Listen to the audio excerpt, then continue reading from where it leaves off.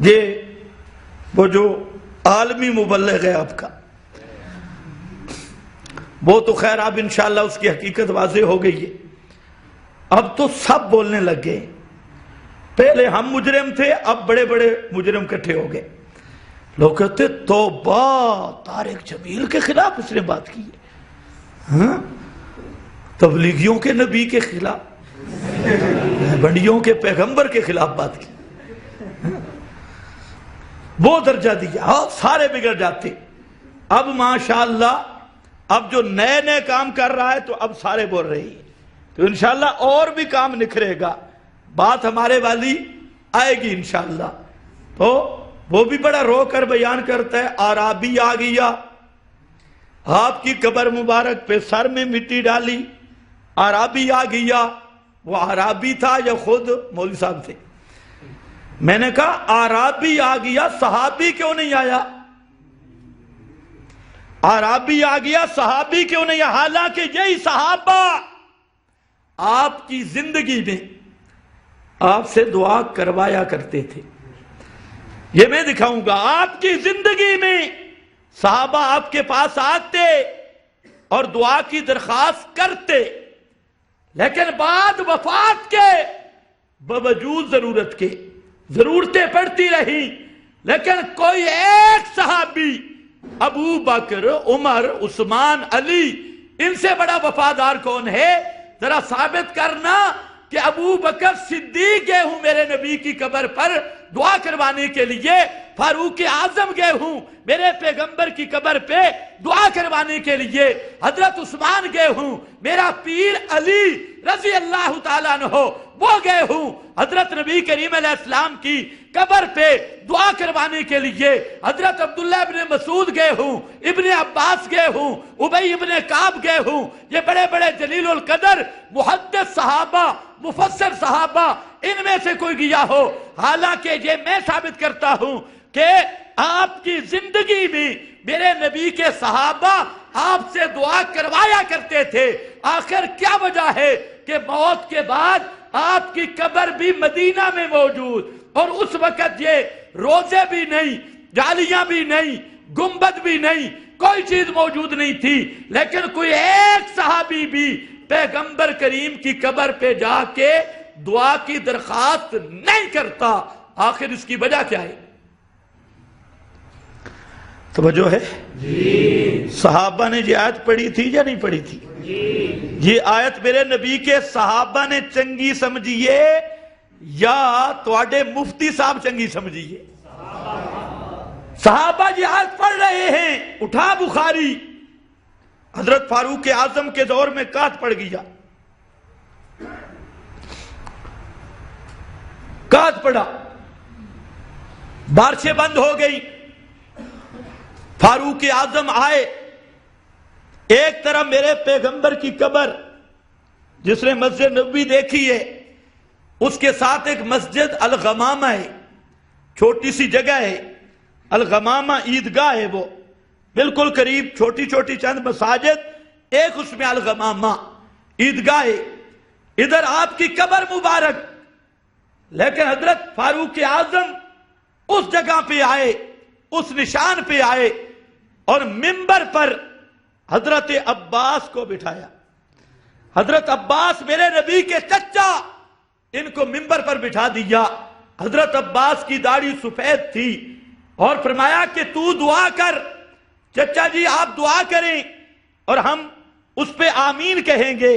تو حضرت عباس رضی اللہ تعالیٰ عنہ منبر پہ بیٹھے تو فاروق اعظم نے وہاں پر جملہ کہا، فرمایا عرض کی یا اللہ انا کننا نتبسلو پہ بھی دھوکہ نہ لگے. محدث کبیر علامہ انور شاہ صاحب رحمہ اللہ نے یا معنی کیا نتبسلو بے دعائے نبی کا. اللہ کے نبی جب زندہ تھے، دنیا میں تھے، تو ہم دعا کے لیے اللہ کے نبی سے دعا کروایا کرتے تھے. نتبسلو بے دعائے نبی، آپ کے نبی کی دعا کروا کے ہمارا یہی توسل تھا کہ ہم کہتے اللہ کے رسول دعا کرتے تھے. آج محمد کریم صلی اللہ علیہ وسلم دنیا میں زندہ نہیں ہیں، اس لیے نتوسل بعم نبیک، آج ہم دعا کے لیے نبی کے چچا حضرت عباس کو آگے کر رہے ہیں، اپنا قائد بنا رہے ہیں۔ اللہ ان کی دعا کو قبول کر۔ یہ طریقہ ہے میرے نبی کے صحابہ کا۔ قبر ساتھ موجود ہے، توجہ ہے آپ کی؟ اور میں کوئی گپ نہیں سنا رہا۔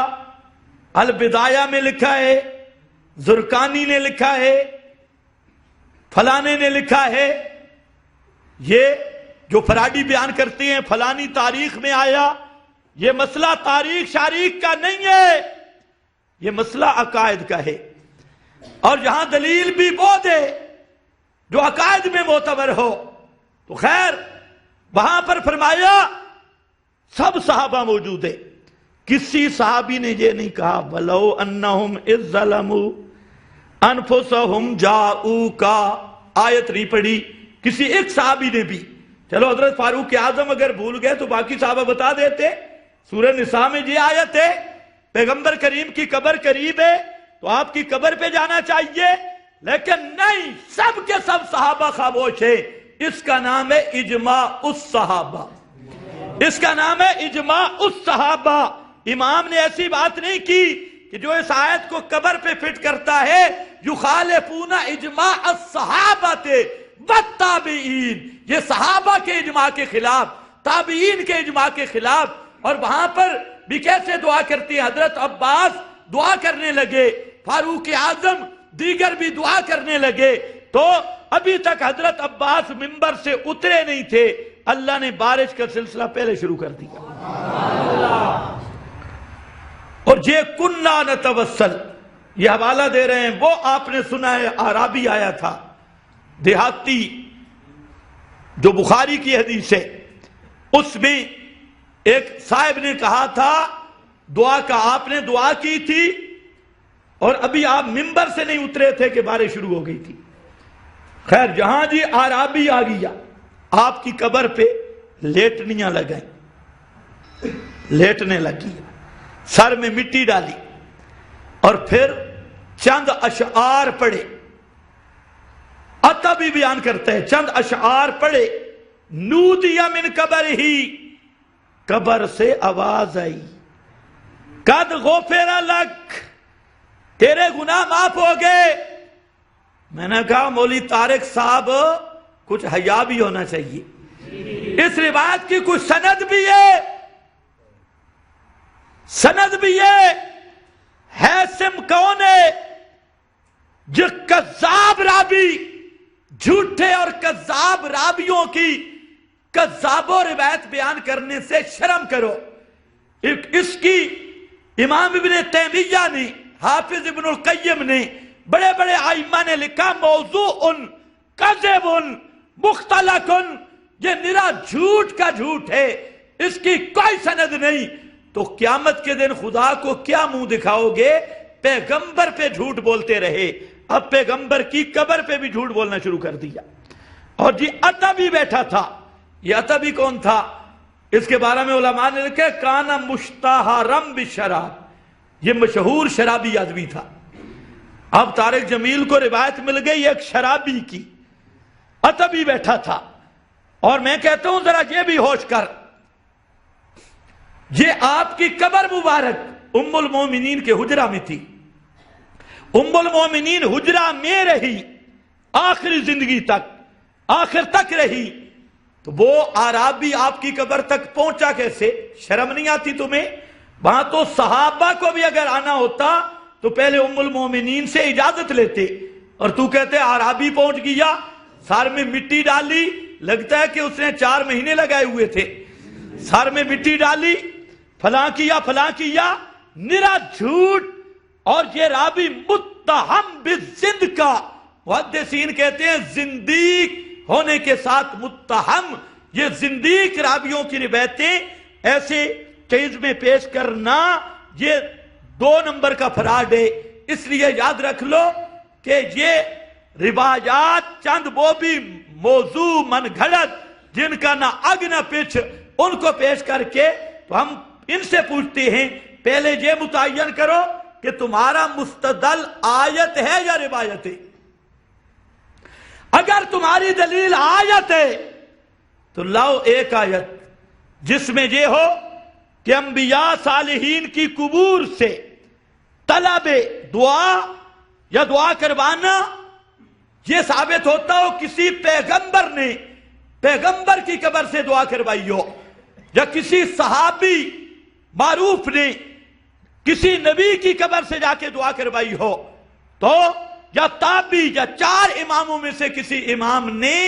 لیکن میں پوری تحدی سے کہتا ہوں نہ آپ کو انبیاء کی سیرت سے یہ بات مل سکتی ہے، نہ صحابہ کی سیرت سے یہ بات مل سکتی ہے، نہ تابعین کی سیرت سے یہ بات مل سکتی ہے.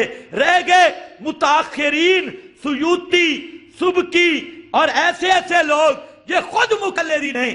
مقلد کا قول فروعات میں بھی حجت نہیں ہوتا کہ جائے کہ عقائد میں پیش کیا جائے فلانے بابے نے یہ لکھا. یہاں بابے شابے نہیں چلتے. یہاں اگر دلیل لانی ہے کتاب اللہ سے لا، دلیل لانی ہے سنت محمد مصطفیٰ سے لا، اور دلیل لانی ہے میرے نبی کے صحابہ سے لا. وآخر دعوانا الحمدللہ.